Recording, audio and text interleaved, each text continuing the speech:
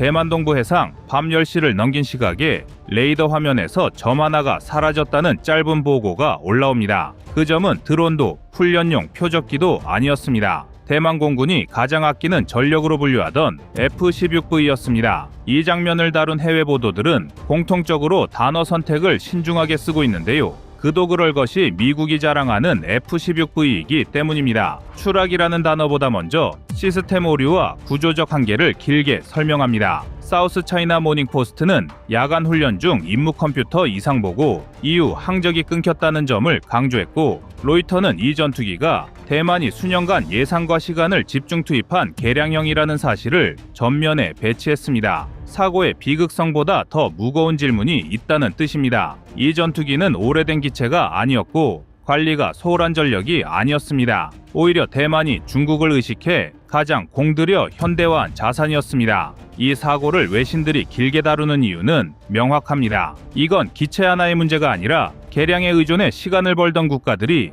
동시에 마주할 미래를 보여주기 때문입니다. 그리고 그 미래의 반대편에 다른 선택지가 등장하기 시작했습니다. 이 지점에서 한국이 언급되기 시작합니다. 아직 비교는 조심스럽지만 외신의 문장 속에서 새로운 기준이 슬며시 들어옵니다. 개량의 끝을 향해 가는 나라와 처음부터 새로 설계한 나라의 대비입니다. 이 대비는 무기 이야기를 넘어 산업 구조와 전략 선택의 문제로 확장됩니다. 지금 이 사고는 대만만의 이야기가 아닙니다. 한국 시청자가 이 장면을 끝까지 봐야 하는 이유가 여기에 있습니다.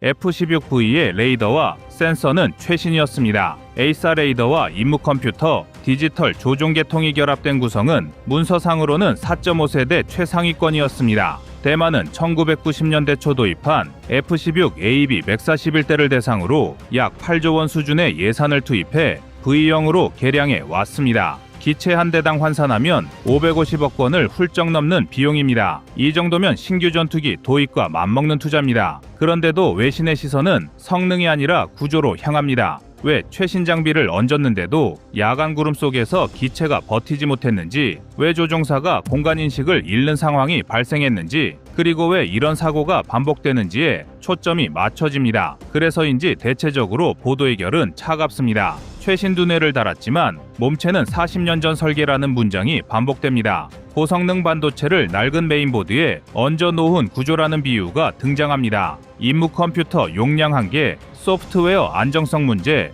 전력 배분 여유 부족 같은 기술적 표현들이 이어지지만 핵심은 단순합니다. 개량이라는 선택이 구조적 한계에 도달했다는 신호입니다. 대만 내부에서도 이 전투기가 신규 플랫폼이 아니라 1992년 이전 생산기체라는 점을 다시 언급하기 시작했습니다. 엔진은 그대로고 배선과 기골은 당시 기준을 벗어나지 못했습니다. 이 장면이 불편한 이유는 따로 있습니다. F-16은 세계에서 가장 많이 팔린 전투기입니다. 미국산이라는 상징은 여전히 강력합니다. 그래서 많은 나라들이 개량이라는 선택을 합리적 대안으로 받아들였습니다. 외교적 제약이 있거나 예산이 제한된 국가일수록 이 길을 택했습니다. 대만도 그랬습니다. 선택지가 없었고 시간은 촉박했습니다. 하지만 이번 사고 이후 외신 분석의 톤은 달라집니다. 믿을 수 있어서 선택한 구조가 아니라 선택할 수밖에 없었던 구조가 위험을 키웠다는 해석이 등장합니다. 반대로 중국의 압박은 숫자로 드러납니다.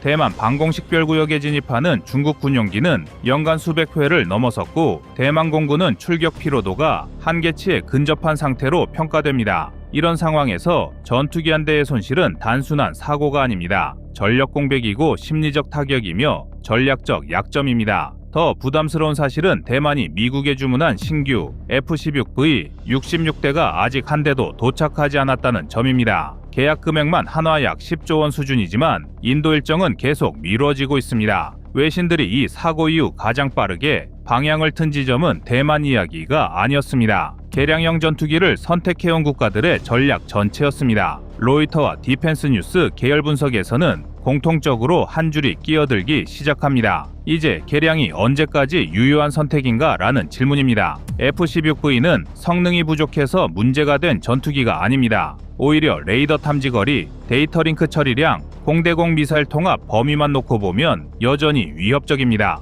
문제는 그 성능을 유지하기 위해 필요한 안정성 비용이 기하급수적으로 늘어난다는 점입니다. 대만공군 내부 자료를 인용한 해외 분석에서는 F-16V의 가동률 유지를 위해 투입되는 연간 정비 시간이 기체 안 대당 1,000시간 이상으로 늘어났다는 수치가 언급됩니다. 이는 동일 임무를 수행하는 신형 전투기 대비 약 1.4배 수준입니다. 전력은 유지되지만 유지비가 전력을 갉아먹는 구조입니다. 이 구조는 대만만의 문제가 아닙니다. 불가리아, 슬로바키아, 루마니아처럼 한때 F-16V를 유력 후보로 검토하던 국가들의 내부 보고서에서도 같은 고민이 포착됩니다. 개량 비용은 도입 단가를 낮춰주지만 10년 단위로 계산하면 총 소유 비용이 오히려 상승한다는 분석입니다. 실제로 F-16V 신규 도입 가격은 기체 기준 약 1억 달러 안팎, 한화로 약 1,300억 원 선으로 평가됩니다. 여기에 무장과 훈련, 정비 패키지를 포함하면 한 대당 1,800억 원을 넘깁니다. 이 숫자가 등장하는 순간 비교 대상이 바뀝니다.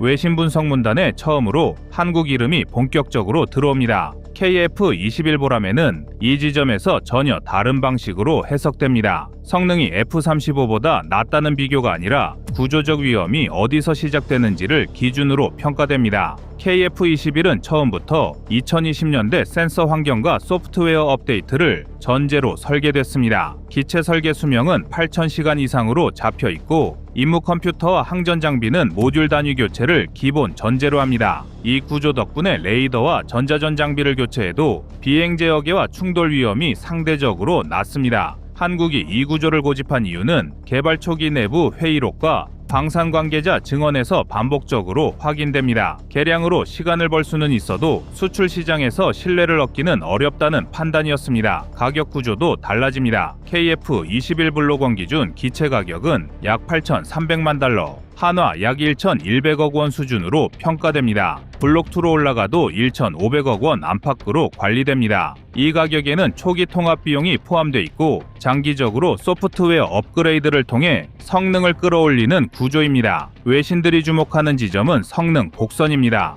F-16V는 현재 성능이 정점에 가깝고 KF-21은 향후 10년간 상승 여지가 남아있다는 평가입니다. 전투기 시장에서 이 차이는 결정적입니다. 이번 사건 이후 시장의 공기가 확연히 달라졌습니다. 이번 사건을 통해 각국에서는 성능 설명회가 아니라 회계표가 먼저 펼쳐집니다. 몇 년을 더 버틸 수 있는지가 아니라 언제까지 감당 가능한지가 논의의 출발점이 됐습니다. 유지에 들어가는 시간과 인력이 숫자로 드러나자 판단은 빨라집니다. 당장 싸게 보이는 선택이 장기적으로는 가장 비싼 길이라는 인식이 확산되고 있습니다. 여기서 한국이 얻는 건 계약서의 서명만이 아닙니다. 운영 안정성과 성장 여지를 동시에 제시하는 설계 철학에 대한 신뢰입니다. 오래된 틀을 연장하는 방식이 아니라 처음부터 확장 가능한 구조를 깔아두는 접근입니다. 이 차이는 시간이 지날수록 격차로 바뀝니다. 오늘의 사건은 누군가의 손실이었지만 동시에 기준이 바뀌는 순간이었습니다. 이제 한국은 비교 대상이 아니라 판단의 잣대로 호출되고 있습니다.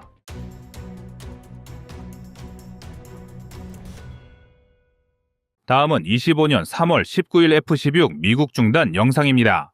US made F-16s for operations within the country, said President Volodymyr Zelensky on Sunday.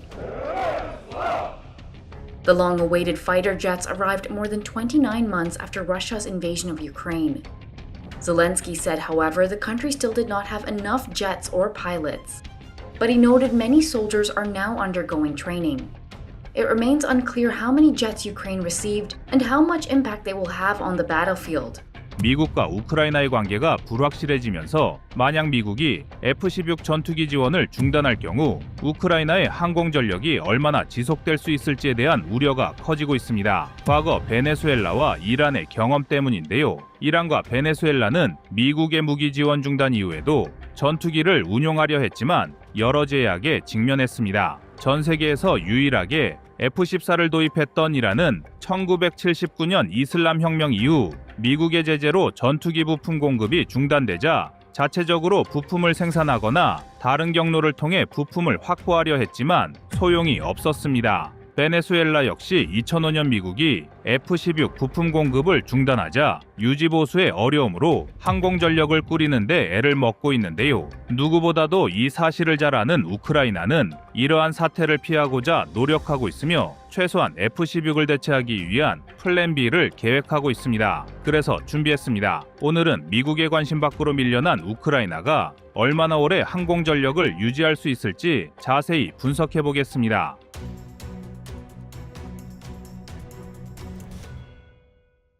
결론부터 말하자면 우크라이나가 F-16을 원하는 이유는 따로 있습니다. 정치적 협상과 실제 전장 모두에서 불리해진 우크라이나는 지금도 300대의 전차와 80대의 F-16이 있다면 반전을 가져올 수가 있다고 큰 소리를 치고 있습니다. F-16은 1970년대에 개발된 4세대 전투기지만 F-16CD형을 기준으로 전폭 9.8m, 전장 14.8m, 자체 중량 8.3톤, 최대 이륙 중량 19.1톤의 주의 F110-129 터보팬 엔진이나 PWF100 터보팬 엔진을 탑재한 단발형 다목적 전투기입니다. 초고속 집적회로 VHSIC 기술이 적용된 전투기용 레이더 AN/APG-68을 장착했으며 정밀 유도무기 PGM을 운용하기 위해 차세대 데이터 버스, 원활한 기체 운용을 위해 기존의 복잡한 계기판을 다기능 스크린으로 교체하는 글래스 콕핏화를 완료한 기체입니다. 여기에 F-16V 블록 70에 와서는 기존 강점이었던 에이사 레이더와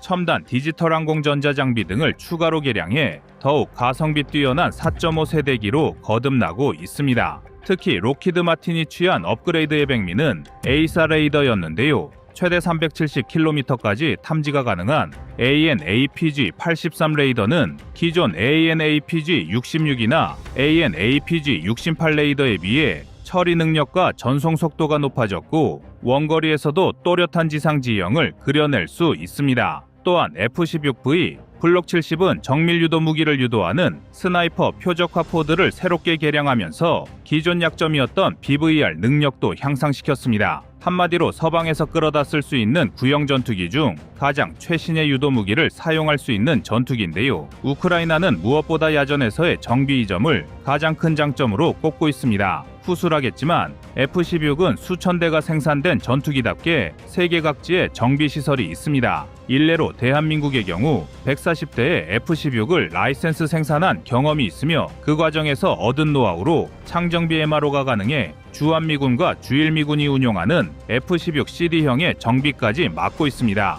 그리고 이런 시설은 한국과 미국 외에도 세계 각지에 있는 미국의 동맹들에 흩어져 있습니다. 따라서 우크라이나에 공여된 F-16이 손상을 입더라도 서방 각지의 정비시설을 통해 빠르게 부품을 수급하거나 수리하는 게 가능합니다. 무엇보다 현존하는 4세대기 이상의 전투기 중에 가장 많이 생산되었으며 운용 중인 전투기라 단언할 수 있을 텐데요. 미국의 경우 단독으로 900여 대 이상의 F-16을 운용했으니 현재 미사용군만 우크라이나에 공여한다고 해도 80여 대가 아니라 수백 대 이상의 공급이 가능할 것입니다. 그만큼 우크라이나 측에서는 서방에게 F-16의 조기 지원을 간절히 요구하고 있으며 정부는 물론 국민까지 나서서 F-16을 지원해달라 요청하고 있습니다. 그러나 국제정세는 우크라이나의 바람대로 흘러가지 않고 있습니다. 우크라이나의 미래 안보에 대한 확답 없이 오직 종전 협상만을 강요하는 미국이 추가 군사 지원을 해줄 리도 없거니와 유럽을 포함한 서방이 운영 중이던 F-16을 긁어모아 지원한다고 하더라도 실제 우크라이나에 도착하기엔 상당한 시일이 걸릴 것이라 전문가들은 보고 있습니다. 파일럿들의 훈련과 별도로 부품의 이동과 정비 및 운용 인력에 대한 교육 등이 이루어져야 하기 때문인데요.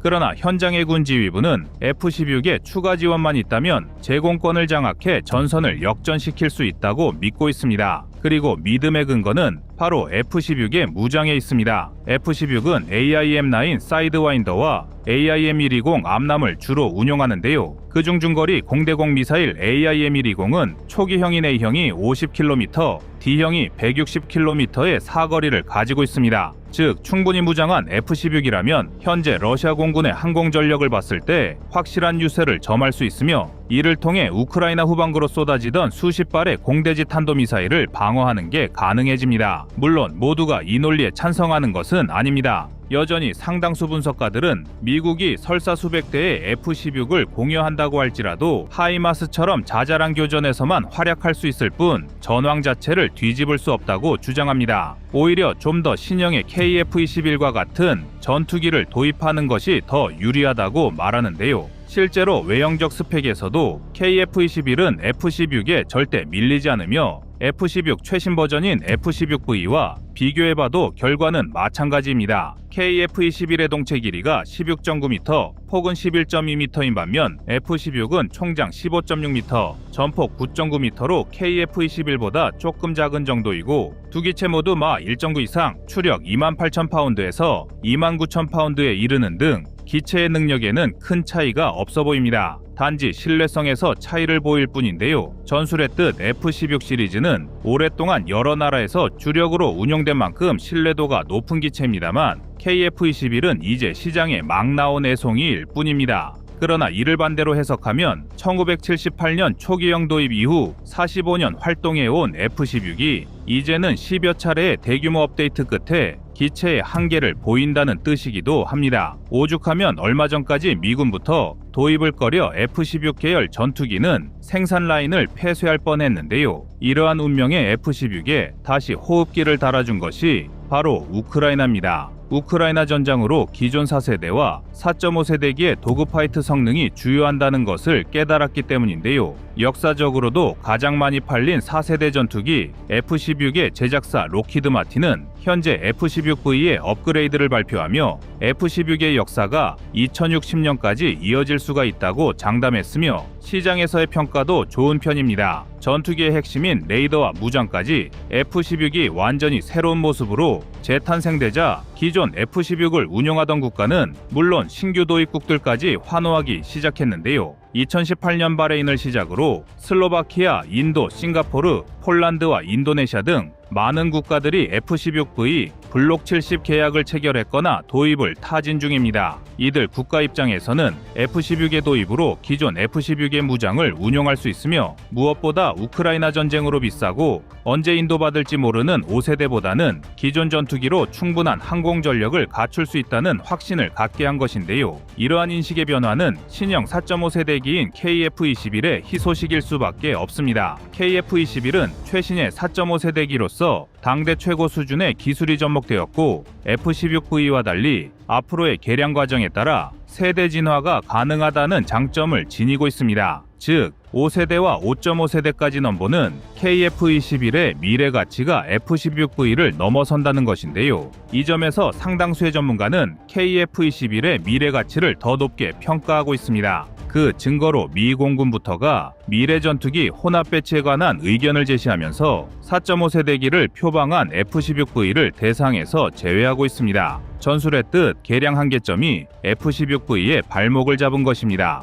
더구나 F-16 계열은 좁은 작전 반경을 계속 지적받아 왔습니다. 미중 갈등이 격렬해지고 있는 상황에서 미국은 여차하면 러시아뿐만 아니라 중국과 중동, 유럽까지 다자간 전쟁에 대비할 수밖에 없는데요. 전투 반경 550km의 F-16으로는 이를 감당하기에 역부족입니다. 일례로 하와이 기지에서 러시아나 중국에 있는 표적을 타격해야 한다면 F-16V로는 시도조차 불가능합니다. 이런 측면에서는 KF-21이 확실히 우위에 있습니다. KF-21은 내부 무장 장착 공간을 위해 최초보다 크게 설계 변경이 이루어졌는데요. 여분의 공간은 얼마든지 다른 용도로 전환이 가능하고 연료 탱크용으로 전환하는 경우 장거리 비행에 특화된 전투기로도 변모할 수 있습니다. 즉 근소해 보여도 기체 체급 자체에서 오는 기본적인 성능은 절대 무시할 수 없는 것입니다. 이처럼 KF-21은 4세대 4.5세대기의 상징과도 같은